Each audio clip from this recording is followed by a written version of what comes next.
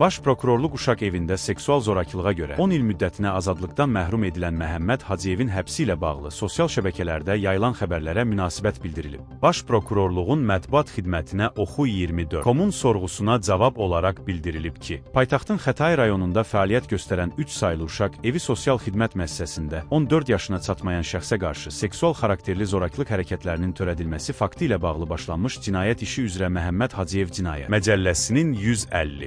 150.3-cü maddəsi ilə cinayət məsuliyyətinə cəlb edilib və iş üzrə ibtidai istintaq yekunlaşdırılaraq ötən il dekabrın 9-da ittiham aktı Xətai rayon prokuroru tərəfindən təsdiq edilməklə baxılması üçün Bakı Ağır Cinayətlər Məhkəməsinə göndərilib. Təqsirləndirilən şəxsə qarşı irəli sürülən ittiham məhkəmə istintaqı zamanı tədqiq olunmuş sübutlarla öz təsdiqini tapdığından bu il sentyabrın 23-də məhkəmənin hökmülə o, 10 il müddətinə azadlıqdan məhrum etmə cəzasına məhkum edilib.